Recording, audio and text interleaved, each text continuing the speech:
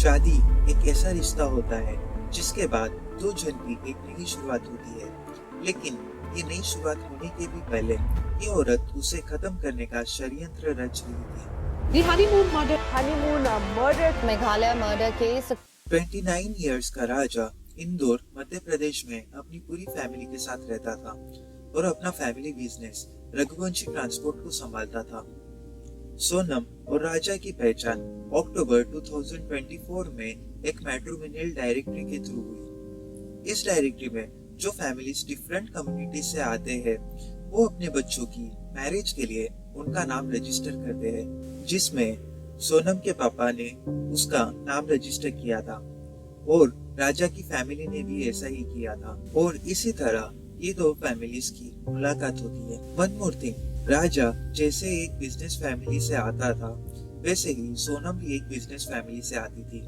उनका एक private business था जिसके ओनर सोनम के पापा देवी सिंह है और सोनम उसके एचआर डिपार्टमेंट को हैंडल करती थी।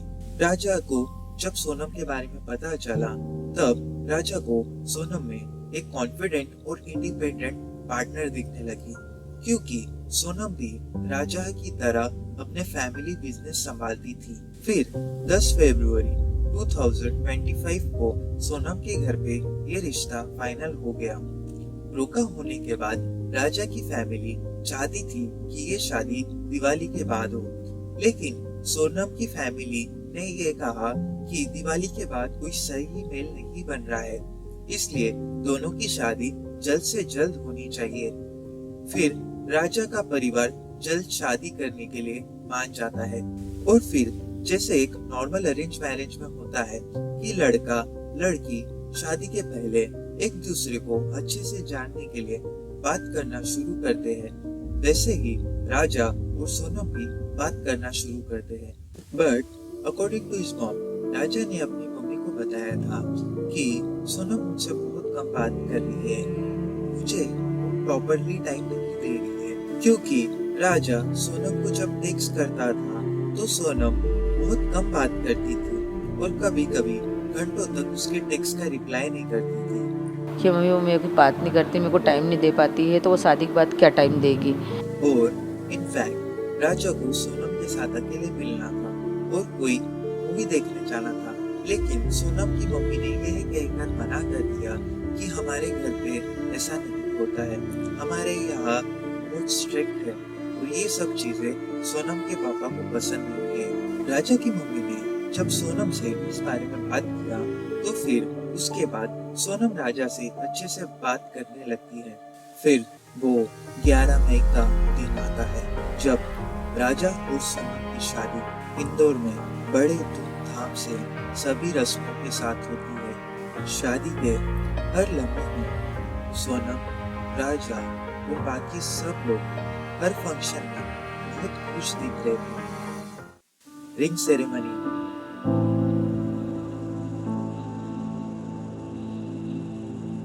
हल्दी,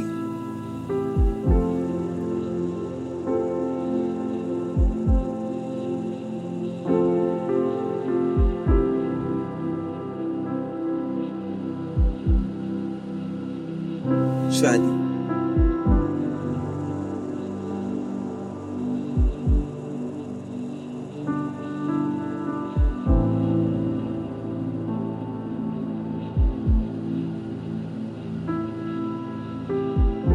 और फिर रिसेप्शन।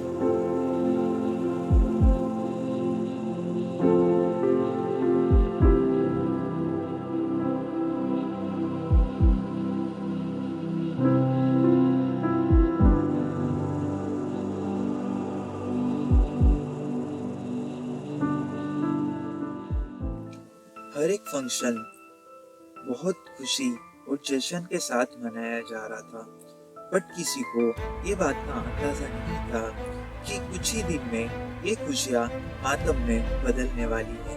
फिर शादी होने के 4 दिन बाद सोनम ससुराल से अपने मायके चली गई। सोनम ने राजा को कहा कि उसने मन्नत मांगी थी कि जब तक हम गुवाहाटी के कामाख्या मंदिर के दर्शन नहीं करेंगे तब तक एक दूसरे के करीब नहीं आएंगे।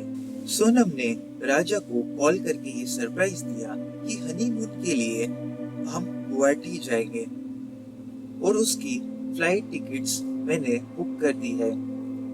वैसे राजा हनीमून पे जाने की इतनी जल्दी में नहीं था और वो कुछ टाइम बाद जाने वाला था, क्योंकि शादी को सिर्फ कुछ ही दिन हुए थे।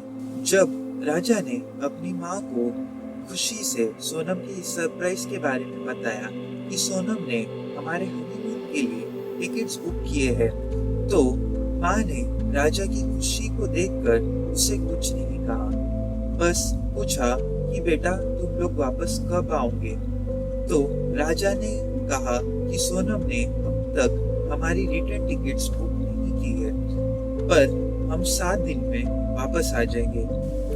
यहाँ पे एक बहुत ही अजीब बात है कि सोनम ने सिर्फ जाने की टिकट्स बुक की थी, रिटर्न आने की नहीं, क्योंकि जनरली अगर किसी को भी कहीं बाहर जाना है तो वो दोनों तरफ की आने और जाने की टिकट्स बुक करते हैं, पर सोनम ने ऐसा नहीं किया था। और जब राजा की मम्मी ने सोनम से पूछा कि तुमने रिटर्न टिकट बुक क्यों नहीं की, तो उसने ये बोलकर टाल दिया कि वो शॉपिंग की वजह से मेरे ध्यान से निकल गया, पर मैं गुवाहाटी में पहुंचकर रिटर्न टिकट्स बुक कर दूंगी। फिर 20 मई को गुवाहाटी के लिए निकलते समय एयरपोर्ट पे पहुंचकर राजा जब अपनी मम्मी से वीडियो कॉल पर बात करता है, तो उसके मम्मी ने राजा से पूछा कि बेटा तू चेन पहनकर क्यों जा रहा है। तब राजा ने कहा कि मुझे सोनम ने पहनने को कहा था और बाद में मैं उसे निकाल कर रख दूंगा। गुवाहाटी पहुंच के दोनों पहले कामाख्या मंदिर के दर्शन करते हैं। फिर सोनम कहती है कि यहाँ से अपन मेघालय में शिलोंग जाएंगे। वैसे शिलोंग जाना उनके प्लान में तो नहीं था, पर सोनम के कहने पर राजा शिलोंग जाने के लिए मान जाता है। 22 मई को शिलोंग पहुंचकर दोनों रेंट पर एक स्कूटी लेते हैं और उधर से मोलाक्यात के लिए निकल जाते हैं। मोलाक्यात पहुंचकर वो स्कूटी को पार्किंग में लगाते हैं और उधर से एक 2.6 किलोमीटर जो लगभग 3000 स्टेप्स का ट्रैक करते हुए नॉन गिरद के लिविंग रूट बीचेस तक जाने के लिए भवन साई नाम के एक गाइड को साथ में लेते हैं।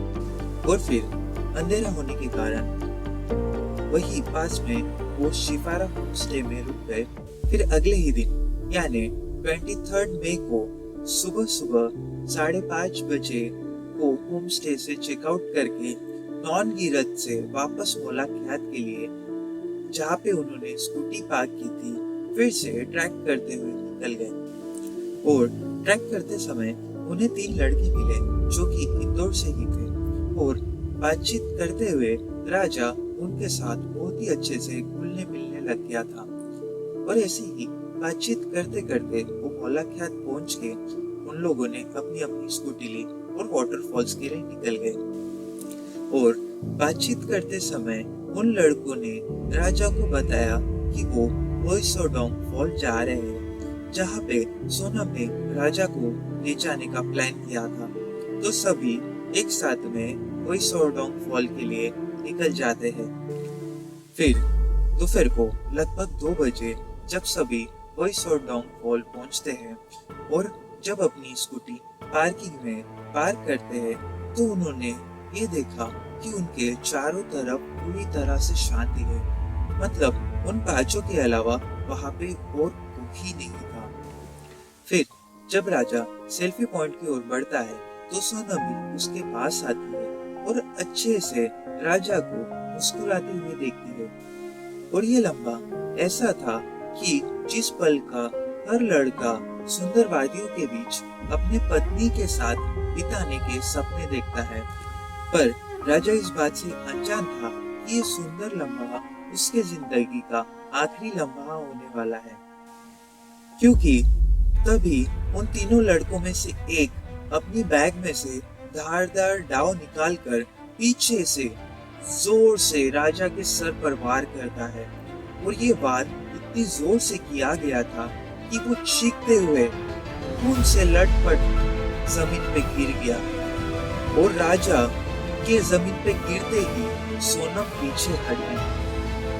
नीचे पड़ा हुआ वो देख रहा था कि उसने जिसके साथ अपनी पूरी जिंदगी बिताने का सोचा था, आज वो भी उसकी मौत बनकर आ गई। फिर सोनम के ही होने पर उन तीनों लड़कों ने राजा को नहीं किया और भाई को नहीं कि शायद किसी को कभी इस वारदात की सच्चाई का पता चलता था।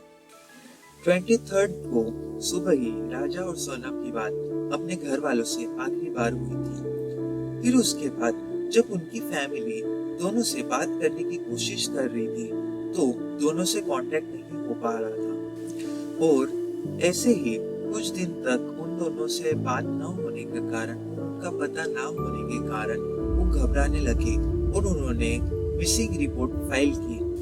उन्होंने जो स्कूटी रेंट पर ली थी वो उधर से 25 किलोमीटर दूर ऐसे ही लावारिस मिली और उसकी चाबी भी उसमें ही लगी थी। जिसके बाद मेघालय पुलिस उन दोनों को ढूंढने के लिए सर्च ऑपरेशन लॉन्च करती है।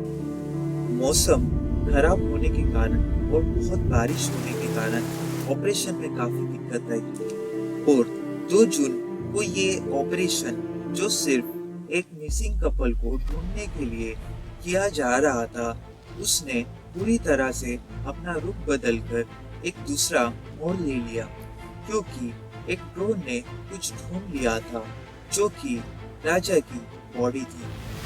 बॉडी इतनी सड़ गई थी कि उसे देखकर कुछ पता नहीं चल रहा था। इसलिए पुलिस ने पहचान करने के लिए राजा के भाई को बुलवाया। उसके हाथ पर बने टैटू से ये कंफर्म किया कि ये राजा ही है और साथ में पुलिस को कुछ मेडिसिन, व्हाइट शर्ट, फोन की टूटी हुई स्क्रीन, वॉच और बॉडी से कुछ ही दूर एक खून से भरा हुआ डाव मिलता है जो कि मर्डर वेपन था। बट ये डाव मिलने के बाद ये क्लियर हो गया था कि ये कोई लोकल का काम नहीं है, क्योंकि उसका हैंडल प्लास्टिक का था और लोकली मेड डाव के हैंडल्स लकड़ी के होते हैं और वो डाव भी एकदम नया नया था। राजा की गोल्ड चेन और रिंग भी मिसिंग थी। शुरुआत में ये केस, जो सिर्फ एक लूटपाट का लग रहा था, वो धीरे धीरे अलग मोड़ ले रहा था। फिर आगे इन्वेस्टिगेट करते हुए पुलिस को सेम लोकेशंस के थ्रू 3 लोग मिलते हैं। जब पुलिस इन्हें पकड़ती है तो विशाल अपने स्टेटमेंट में एक नाम बताता है जो नाम कभी पुलिस के रेडार में था ही नहीं और वो नाम राज कुशवाहा का था।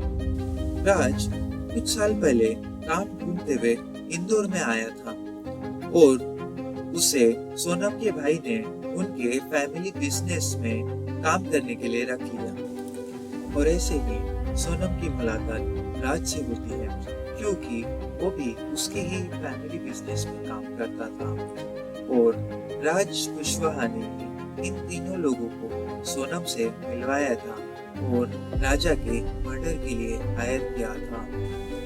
जब पुलिस इन सबको पकड़ने में लगी हुई रहती है, तब 9 जून को सोनम गाजीपुर में एक ढाबे पर नाटक करते हुए सामने आती है, पर उसका यह नाटक ज्यादा देर तक नहीं चल पाता और उसका भांडा फूट जाता है।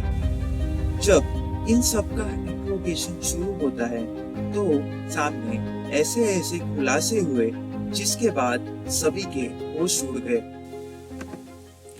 सोनम को जब इस शादी के लिए बोला गया था तो वो शुरुआत से ही मना कर रही थी और इसी कारण उसका घर वालों के साथ रोज झगड़ा हो रहा था। सोनम पहले से ही जिद्दी नेचर की थी, पर उसके माँ बाप उससे भी ज्यादा जिद्दी और अड़ियल नेचर के थे। उनके हिसाब से सोनम के लिए राजा से अच्छा लड़का नहीं मिल सकता था, इसलिए सोनम के माँ बाप कैसे तो भी करते हुए सोनम को इस शादी के लिए मना लेते हैं। लेकिन सोनम ने उनको ये धमकी दी कि इसके बाद आगे जो भी होगा उसके लिए तुम तैयार रहना। फिर सोनम राज के साथ मिलकर ये षड्यंत्र को रचना शुरू करती है। कुछ सोर्सेस के अकॉर्डिंग राज और सोनम का अफेयर था, लेकिन राज सोनम को दीदी कहकर बुलाता था और सोनम से राखी भी बनवाता था। बट अकॉर्डिंग टू पुलिस, अगर सोनम का राज के साथ कुछ नहीं है तो जरूर किसी ना किसी और के साथ कुछ जरूर है। और इस सब में राजा की बस एक ही गलती थी कि राजा ने सोनम पर भरोसा किया, क्योंकि जब राजा सोनम से बात करता था तो सोनम से बात करते टाइम उसे ऐसा लगता था कि सोनम मुझे अवॉइड कर रही है या मुझ में इंटरेस्टेड नहीं है। सोनम का ऐसा रिस्पॉन्स लेने के बाद भी शायद राजा ने ये सोचा होगा कि शादी के बाद ये सब ठीक हो जाएगा।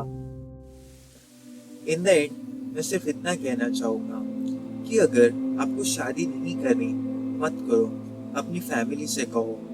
अगर वो ना माने तो जिसके साथ शादी हो रही है उसे बताओ, वो भी ना माने तो सब छोड़कर भाग जाओ। लेकिन किसी बेगुनाह के साथ ऐसा करके बाकी लोगों का इंसानियत से भरोसा मत तोड़ो।